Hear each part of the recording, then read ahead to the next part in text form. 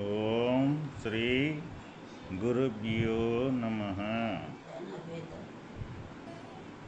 శ్రీ భాగవత కృష్ణ దేశికేంద్రుల వారి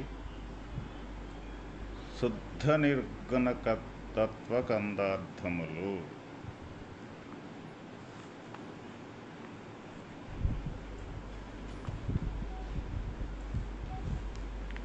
ఈ ఎరుకను ఏ విధంగా విడిపించే యొక్క విధానాన్ని అనేక ఉపమానములతోటి వివరించుచున్నారు. ఆయన శిష్య,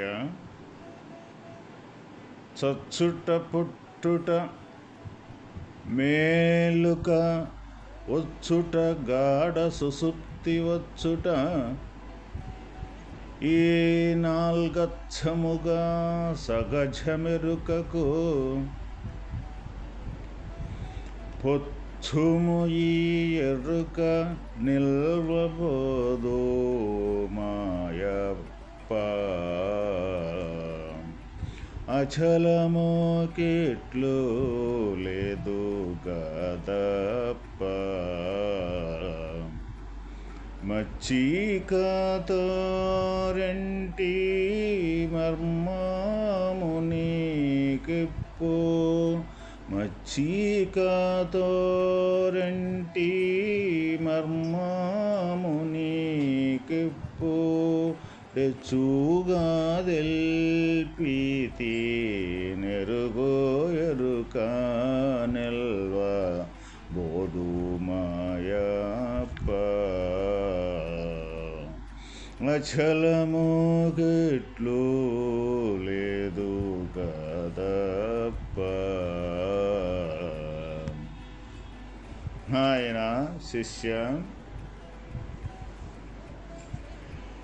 ఈ చచ్చుట పుట్టుట మెలకువను పొందుట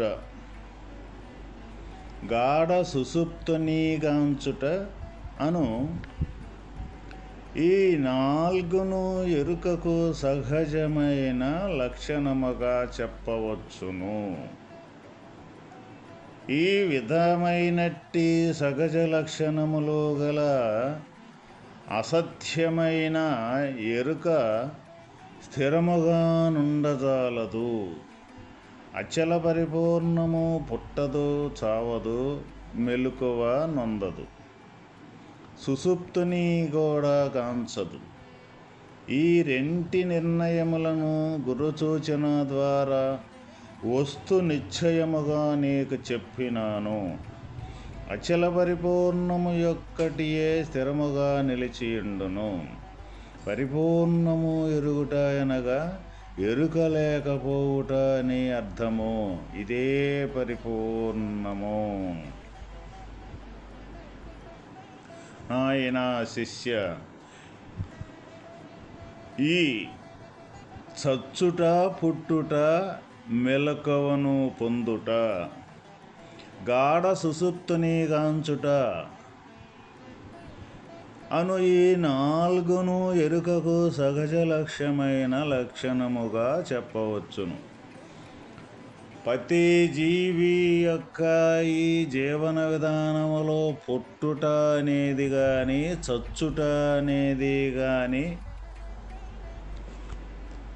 మెలకువను పొందుట గాఢ సుసుప్తునిగాంచుట ఈ నాలుగు తప్పనిసరిగా మార్పులు చేర్పులు అనేది ప్రతి ఒక్క ఉపాధికి జరుగుతున్న నగ్న సత్యము ఇది.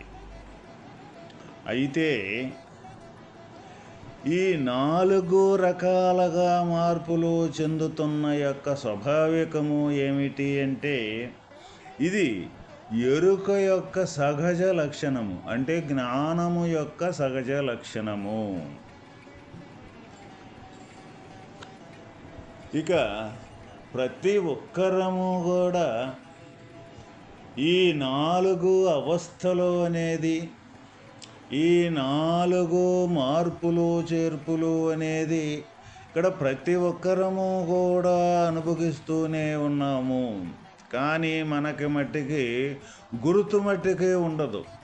ఈ అనేది ఇప్పుడు పుట్టింది అంటే ఇది మళ్ళీ చచ్చుద్ది అనే విషయం మనకి ఎప్పుడో మాట సందర్భంగా వచ్చినప్పుడు అనుకుంటామే కానీ సహజంగా ఈ పుట్టిందనేది చచ్చుద్ది అనే విషయం మటుకి మనకి ఎప్పుడు దృఢంగా అదే నిజము అని మనకి మటుకి తెలియదు. ఒకవేళ ఎప్పుడన్నా తెలిసినా వెంటనే మర్చిపోవటం అనేది జరుగుద్ది. రెండవది, ఈ మెలకువను చెందటం గాఢ సుషుప్తి. ఇప్పుడు గాఢ సుషుప్తిలోకి పోవటం అంటే ఏమీ లేకుండా, గాఢ సుషుప్తి అంటే ఒక రకంగా మరణము అటువంటి దానితోటి సమానమైనదేను. అయితే అటువంటి గాఢ సుషుప్తిలోకి పోయి తర్వాత మళ్ళీ మెలకువను పొందటం, ఈ 4 ప్రతి ఒక్కరము కూడా మనం అనుభవిస్తున్నామా లేదా అన్నది మనం కానీ విచారించుకున్నట్లయితే తప్పనిసరిగా ప్రతి ఒక్కరు కూడా ఈ 4 అవస్థలు అనేది అనుభవిస్తూ ఉన్నాం. అయితే ఈ 4 అనుభవిస్తున్నాం కాబట్టి ఇక్కడ జరిగే యొక్క విధానం ఏంటిది అంటే, ఈ 4 అనుభవిస్తూ ఉన్నప్పటికీ ఈ జ్ఞానముతోటి అంటే ఎరుకతోటి ఈ ఎప్పుడూ గుర్తెరుగుతూనే ఉన్నాం కాబట్టి ఈ గుర్తెరిగే ఈ మార్పు చెందుతూ ఉన్నాయి అన్న విషయం మటుకి మనకు విచారణకి కానీ మన ఆలోచనకు కానీ రానియ్యవు. ఇవి ఏదొస్తే దాన్నే అనుభవిస్తుంటాం. పుట్టాము అంటే ఆ పుట్టిన తర్వాత ఎటువంటి ఏ రోజుకు ఆ రోజు, ఏ పూటకు ఆ పూట ఏదైతే మన ముందుకు వచ్చుద్దో, ఏదైతే చెయ్యాలని ఆలోచన తలంపంటూ వచ్చుద్దో దానితోటి ఆ రోజు ఆ పూట ఆ నిమిషం అనేది గడిపేస్తూ ఉంటుంటాం. అది ఏదైనా సరే. అదేవిధంగా తర్వాత మరణం అనేది వచ్చింది అంటే ఈ ఉపాధి లేకుండా పోయే వాతావరణం వచ్చిందంటే వెళ్ళిపోతూ ఉంటుంటాం, ఈ ఉపాధితోటి వెళ్ళిపోతూ ఉంటాం. అదేవిధంగా ఈ గాఢ సుషుప్తి అనేది కూడా ఆ తీరుగా మనం మెలకువతో ఉన్నంతసేపు ఉండి తర్వాత ఈ గాఢ సుషుప్తిలోకి పోయేటప్పుడు కూడా అదేవిధంగా ఈ మరణం యొక్క అనుభవము ఎట్లా ఉంటుందో ఈ గాఢ సుషుప్తి యొక్క అనుభవము కూడా అదే విధంగా ఉంటుంది. తర్వాత మళ్ళీ ఆ మెలకువ అనేది మళ్ళీ ప్రతి ఒక్కరికి రావటం జరుగుతుంది. ఈ మనం అనుభవిస్తున్నామా లేదా ప్రతి ఒక్కరం అంటే అనుభవిస్తూనే ఉన్నాం. ఎవరం కూడా దీన్ని కాదనేదానికే లేదు. అయితే ఇక్కడ జరిగే మోసం ఏంటిదంటే ఈ నిజము అనుకుంటూ ఉన్నాం. ఇక్కడ ఈ మార్పులు చేర్పులు అనేది జరుగుతున్నాయి ఎప్పుడు కూడా ఇది నిజము అనుకుంటున్నాం. కానీ ఇక్కడ వాస్తవమైన దైవతత్వము అనేది, దైవ మార్గం అనేది ఈ ఎప్పుడూ కూడా ఈ 4 సహజ ఎరుకకు సహజ లక్షణాలు. ఎరుక అంటే గుర్తించేది. ఇప్పుడు పుట్టాము అంటే నేను పుట్టాను అని గుర్తించేది దాన్నే ఎరుక. తర్వాత మళ్ళీ మరణిస్తూ ఉన్నామని గుర్తించేది ఎరుక.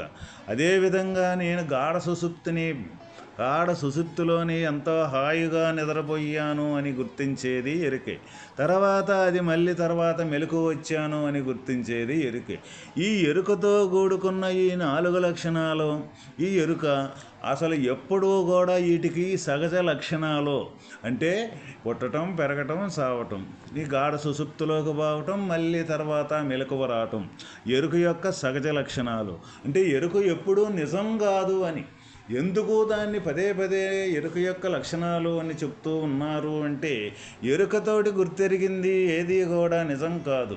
మనం జ్ఞానంతో ఏదైనా సరే ఒక దాన్ని ఈ ప్రపంచానికి సంబంధించింది ఒకటి గుర్తెరిగాము అంటే తర్వాత అది మరుక్షణం అనేది మరుపు చెందటం అనేది జరుగుతూ ఉన్నది.